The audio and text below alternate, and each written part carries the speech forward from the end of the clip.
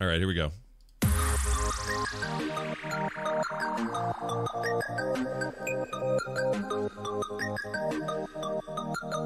Hello, everybody. Welcome to the Frog Pants Plays news update for October 3rd, 2019. I'm Scott Johnson, and here we are doing our stream. Decided today to put the audio on the mega feed. I know I kind of sort of hinted that I might be doing that over the last couple of days, but I think today we'll start doing that. So if you were like, man, I can't always be here, there will be an audio way to listen to it, but you'll have to get the mega feed, and the mega feed is important because the mega feed is this giant feed that has all of the podcasts on it for those who would like to get all their stuff in one freaking place. Why is my camera broken? There we go, buddy. It's something sticking out there. What is that? All right, doesn't matter. Anyway, welcome to the show, and thanks for being here. We talk about the news, and the news in particular that happens in video games, and we kind of sum it up for what's happened in the last 24 hours or so.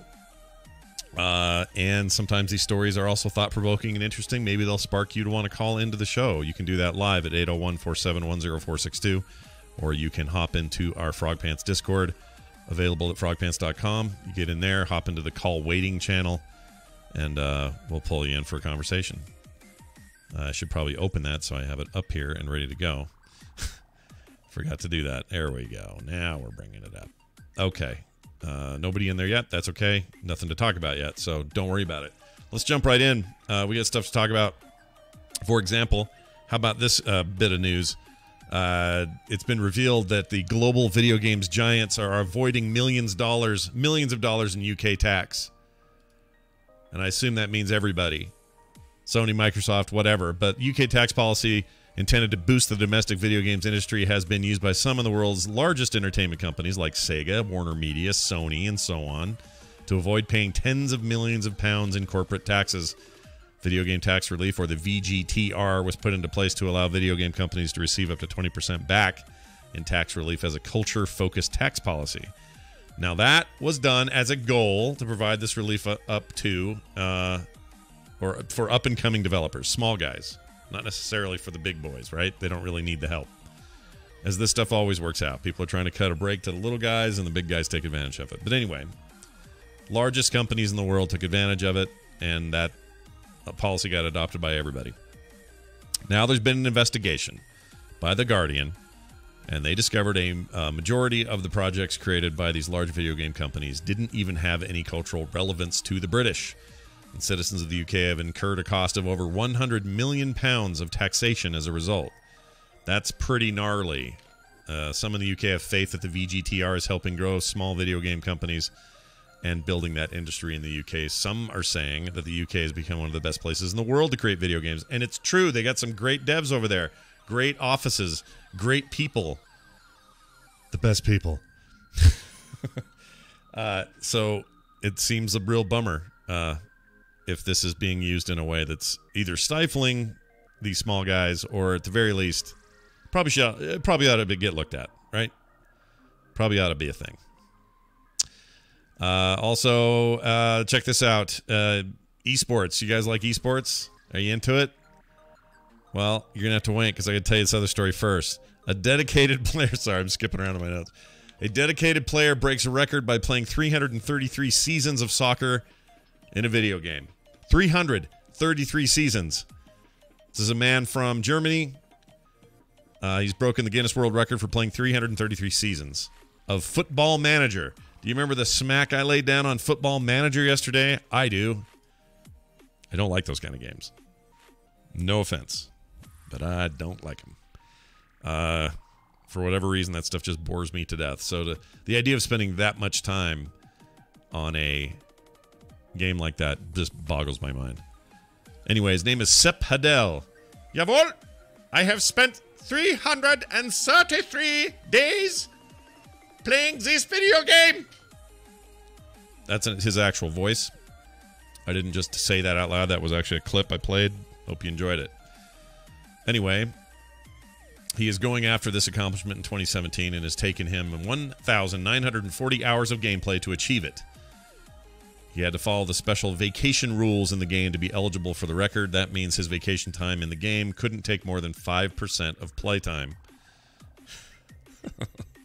while the player achieved, which the player achieved by not taking the vacation option at all. So I guess that game has a simulated vacation mode for your players and your teams and stuff. Why would you put that much time into a game like that? I mean, I know it has its fans, but 333 seasons, 1,940 hours. What are you freaking doing? I mean, you seem like a nice guy. I mean, look at him there. Nice, handsome guy. Got a suit on, you know. Got a computer there. Kind of an alt-right haircut, but all right, whatever. I'm not here to judge. I will judge your overly extensive time you spent in that game that's not a great game. Oh, this is such smack talk. See, what I'm doing here is I'm trying to rile people up, see. Somebody's going to write in and go, oh, Scott, I can't believe the smack that you laid down about the great football manager hype. It's the best, and you don't know nothing, is what they would say to me. That's my impression of the angry emailer. Let's take another story here. It's about esports, and it's getting more love at University of Oregon than ever before. The land of the best donuts. What else they do in Oregon? You damned hippies. They got the donuts. Pretty good music scene. You guys are artsy fartsy. A lot of hipsters wearing a lot of weird clothes, that kind of stuff. All hail Oregon. Oh, you love my blanket stereotypic look at everything that is in Portland, even though Oregon's got a lot of diverse things going on. I don't want to imply that everything's like Portland or that everything is true people say about Portland or that you're all hipsters or any of that. I know it's a diverse group of very interesting individuals and a very diverse geography, okay? So just calm down. Everything will be fine.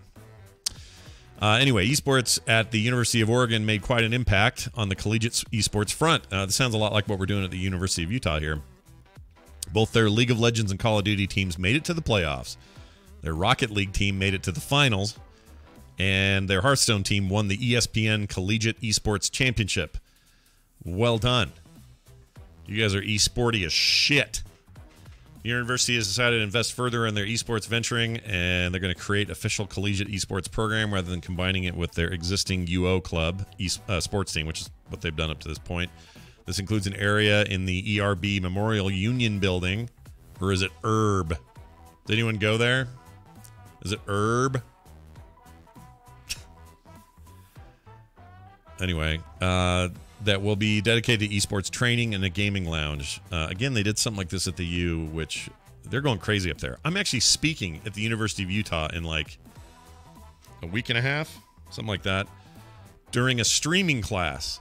Not that I'm any kind of expert, but they want me to come and talk about how I use streaming for the work I do, but then just talk generally about how Twitch and Mixer and that kind of stuff works, why it's a big deal, how the sort of monetization models work. For example, right here, right now, if you want to be a big part of what we do right here, you can just send me your free Prime sub. Why not? Everyone got Prime, right? And you don't have it. Some of you have forgotten. Oh, yeah, that's right. I got a free Prime sub. You should put it right here. See, this is some of the stuff I'll be talking about. How streamers are, always poking for whatever. But, it's how you help monetize your content, and that's what we're doing.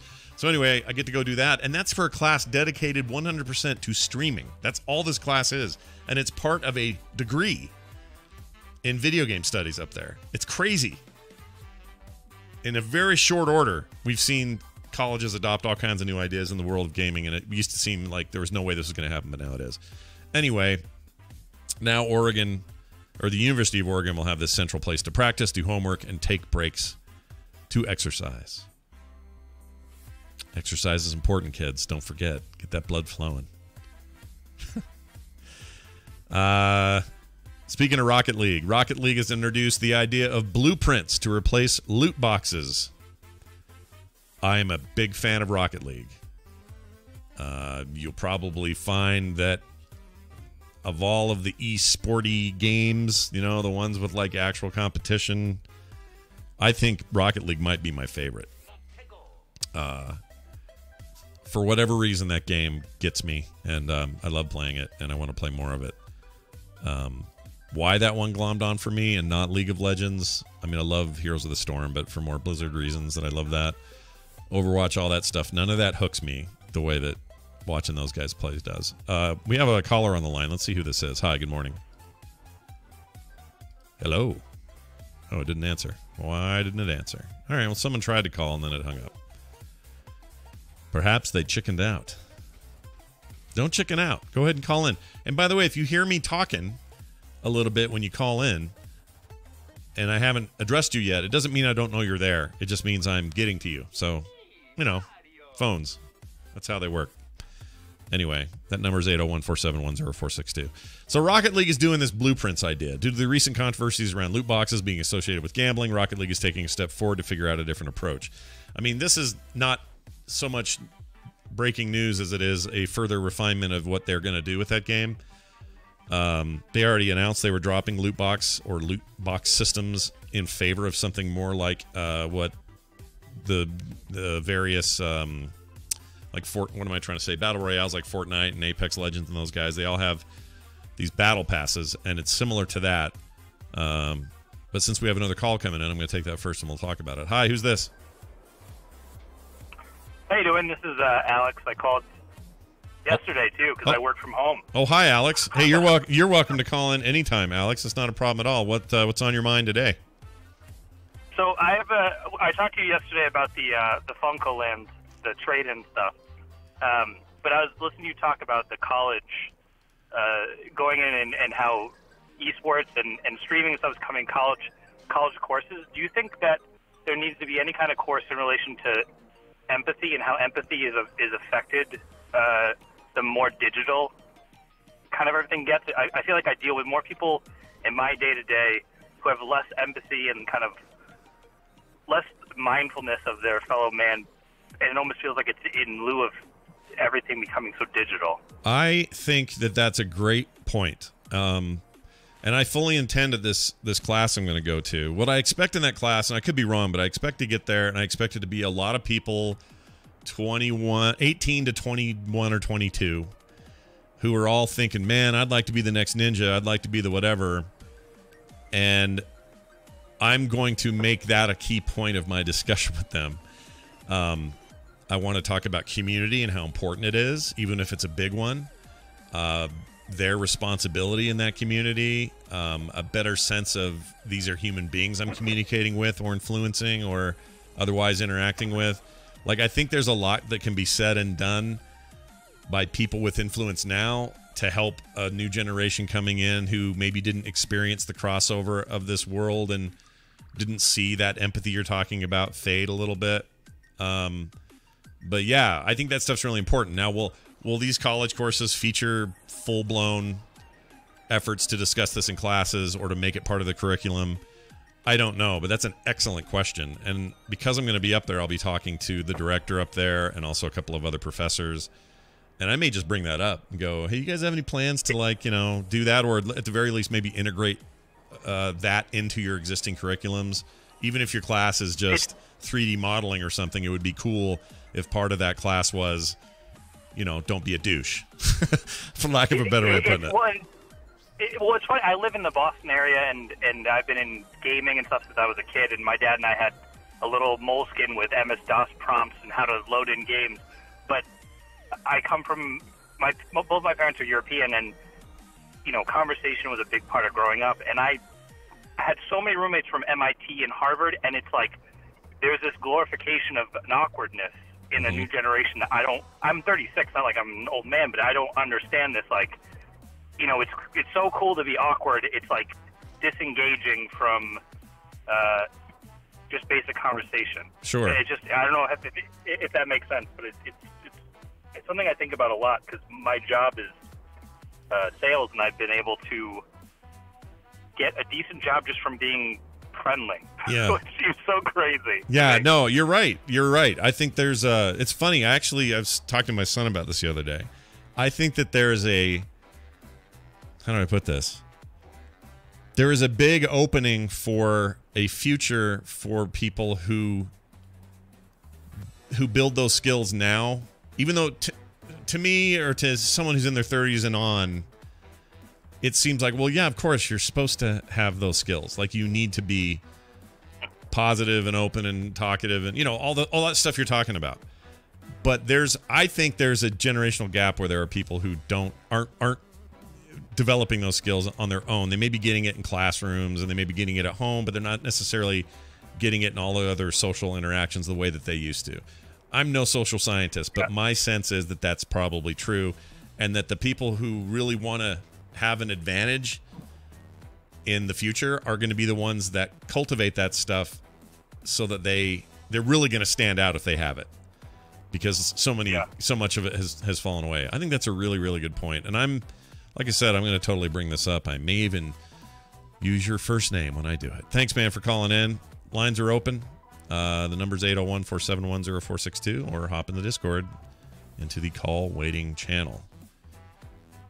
Anyway, back to Rocket League. Psyonix, who makes that game, they've created a new method in which people can purchase blueprints to create the items they would normally receive in loot boxes. So basically, it's a little more of a collect and combine sort of idea. The goal is to create more transparency for the customer and consumer, and understanding as to what they're purchasing, rather than just sort of gambling for the possibility of getting what they're going to get. I'm actually all for this sort of reform across the board with games. I think that there's an opportunity here. Oh, that's loud for some reason. Turn that down. Sorry, still working out the kinks, guys. There's an opportunity there for better customer-facing stuff for when it comes to free-to-play games, or even games you paid for. Because in the case of Rocket League, that game's not free. Like, you buy Rocket League, but then they have all this drop stuff. It works just a lot like Overwatch does. But speaking of Overwatch, I think they have to address that. If Overwatch 2, as it is rumored, is really going to be announced at BlizzCon in a month, and I have no reason to think it won't be. It seems like those are pretty credible rumors. I hope that game launches with a whole different approach to the long-term content of the game. When that thing started with loot boxes, we hadn't really gotten to that big fight about loot boxes. Now we're there, and I don't think they can launch with a whole new loot box system. It's got to be something different. So there are better ways to do this. Currently, I think the best way is there's some pretty good work going on with Battle Pass. I keep forgetting the name Battle Pass, but yeah, Battle Passes are decent. We'll see how that goes. Hideo Kojima, you know, the Death Stranding guy, made the Metal Gear Solid games. Metal Gear Otacon. Anyway, that was more like my that was my Transformer voice. Autobots roll out. Is that decent? Megatron can suck my metal ass. Starscream, why are you such a giant dick? Anyway, Hideo Kojima's Death Stranding game is getting its own album. Now, not just like music, right? Everybody's got music in their game. I get that. I totally get that. But this is different. Death Stranding will have its own music album. It'll be released in November on the 7th. That's a day before the game's release, so you can actually get that music ahead of time if you want it. It features music from the eclectic mix of artists, including Major Lazer and Khalid. I like Major Lazer. Bring Me the Horizon and Churches, or as I like to say, Chiverches. They've all written stuff for the game. End song, I guess. Or Chiverches did. Anyway, it says here, Kojima said on Twitter, quote, "You can cry just by listening to this song," he says. "You'll find out the true value of my strand with them in the game." Dude continues to be a grade A wackadoo, and I love it. I mean, you know why I'm interested in that game at all? Because it's just whacked, man. You know what this thing is? It's like a freaking... You got a baby the whole time, and I think that baby's like your battery. It's how you live or something. And you got... What's his name from Daryl from Walking Dead walking around with a baby in a jar. What else can you ask for? Some of the weirdest things I ever did in video games were Hideo Kojima games. So I'm happy to be here for the ride. Anyway, watch for that coming on the 7th of that month. Is that what I said? Yeah, 7th. Let's talk about professional gamers reveal the best things about their profession. Oh, we talked about that. Did we talk about that? Or was it the worst thing about their profession? Oh, that's what we did. That's right. So I'm not going to go too deep onto this one, but there's always a lot of negativity, like, it's stressful, or it creates depression, or I feel lonely, or the money's not worth it, or all that stuff. Well, there's some good things as well. So if you're a professional gamer, here's some of the things you like. Business Insider wrote an article about this sort of thing. Talking about Sean Gallagher, a.k.a. Glad. We talked about him yesterday. He mentions, do something I love every day for a living, is what he does. Plus, he's able to foster a community and create, quote, impactful relationships, unquote. Kind of like our caller was referring to. Anyway, there's a prominent theme of community that comes up from each of the streamers. They talk about their love of creating community and helping others. So if you thought it was just... Oh, that thing shouldn't be up still. Sorry. If you thought it was just a bunch of moaning and complaining, be happy that it's not. I mean, I love what I do for a living, so no complaints here. I am no giant streamer by any stretch, but the other stuff I do is very satisfying, and I love it all, and I'm super grateful to people like you who come in here and drop your subs, whether it's a Prime sub or a regular one. Whatever it is, I am eternally grateful for that. You help keep the lights on, which keeps me on the air. Destiny 2 Shadowkeep. We have reviews. So this is a big deal, not just because of the expansion, but because Destiny 2 is now on Steam. It was already on Xbox and PS4, obviously, but they took a big jump from the original PC release, which happened on Battle.net, Blizzard's Battle.net launcher. That is no longer, although I think you can still play it there and in some sort of transitional period. I should go check, actually. You know what? I can check right now. Hold on a second. I'm going to run Battle.net and look at it. Because I think, and I own it, I think you have to transfer it or something, or maybe there's a one-time ask me to transfer thing. Here we go. Oh, they're not going to show it on this version. Hold on. I gotta see if this is true. All right, it's running. But anyway, there's an article in Forbes sharing impressions from Paul Tassi, who says Destiny 2's latest expansion is good. He says up front he already loves Destiny 2, but so, you know, whatever. Take that with whatever it means. But anyway, Destiny 2 has been wrought with lots of problems. How is it today? He noted a lot of the content felt a little bit recycled, considering you're returning to a lot of the same content on the moon that you already experienced in Destiny 1, but he didn't seem to care that much. What it got right was the atmosphere. It was a trip down memory lane, and it was challenging. The new loot systems and story were exactly what he needed in the game's progression. I am hearing that from a lot of my Destiny friends as well, including Patrick Beja, friend of the program. You gotta trust that guy. All right, here it is. Yeah, it's off there. So what does that mean? Did I miss a window? Somebody help me understand this. If I want to go... I have Destiny 2 on the launcher, or I did. They've taken it off Battle.net. They've moved it over there. Does anyone know what that means? I had 6 weeks to transfer. So, if I didn't do it, and I didn't, obviously, am I just screwed? Because that seems lame to throw $59 into the wind.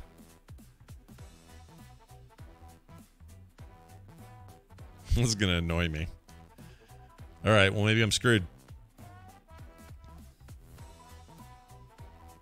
I mean, it's not free to play now, is it?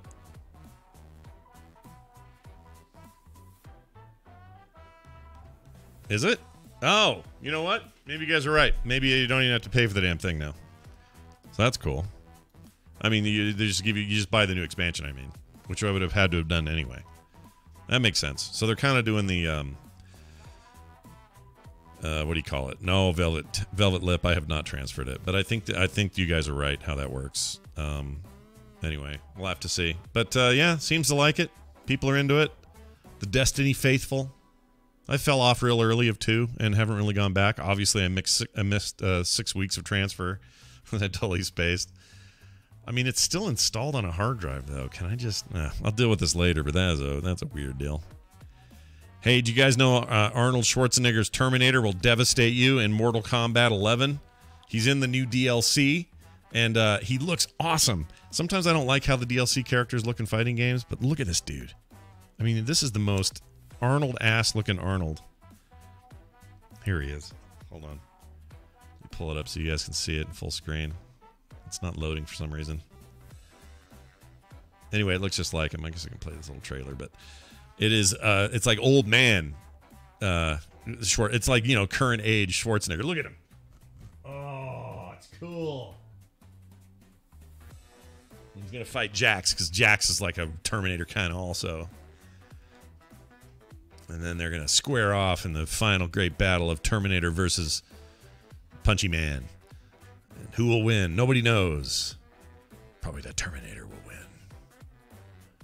Because he's Arnold. And I'm guessing as the fight goes on, Arnold probably loses skin and starts exposing his T-1000 or his T-800 exoskeleton and all that stuff. I got to think that's true. I haven't actually watched this whole trailer, but I assume at the end of this fight, he's going to be half cyborg-looking Arnold from 2 and 3. Anyway, I guess 1, 2 as well, right? I love that. I freaking love that. I don't know why I love that. I just do. I don't know. Oh, is the voice off? Is it not him? Is it not Arnold in the video? Because that's a bummer. That depresses me slightly. All right. Anyway, that's a thing. Watch for that. I'm going to finish out today with this little bonus. We call it bonus level. It's a story that we put in here. And big thanks once again to story producer Alex Albisu, who put today's lineup together. A pug named Goiza was hired as a voice actor for Halo Infinite. Oh, isn't that cute? Let's see. He did some of the extraterrestrial stuff in there, voices of ET or extraterrestrials in the game. The grunting and excited noises of the pugmates fit that part perfectly, they said. So I'm gonna show you what this looks like first of all, and then I'll play you a little bit. Let's see. I'm probably gonna have to do it through here. Hold on. I apologize. Thought I had this up. All right, check out this pug. And again, his name is Goyoza, Gyoza, something like that. Here we go. This should work. Skip ahead. Okay, that's just a video about pugs. How about this one? Here we go. 343 Studios.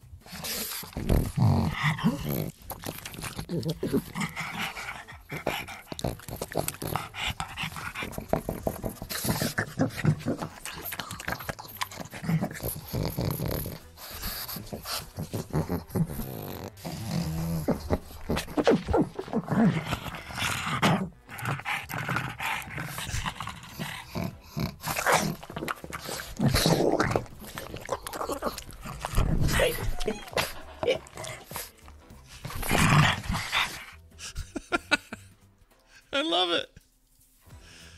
I love it, dude. I mean, they have breathing issues to our entertainment, right? We love them because they're jacked up, but I think, don't they die early because they can't breathe or something? Isn't there some dark side to owning a pug? Anyway, 343 Studios is making that happen, which is pretty cool. All right, that's going to do it for today's Frog Pants News Update. Thank you all for watching, being here, listening, and being a part of it. Big thanks to Alex again, and thank all of you for watching.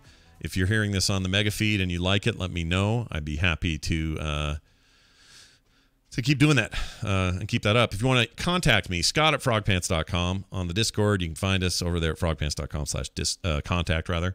I need to make that /Discord. That's weird how those things work. Anyway, Scott Johnson on Twitter and at frogpants.com for everything else. Thanks for being here. We'll see you next week.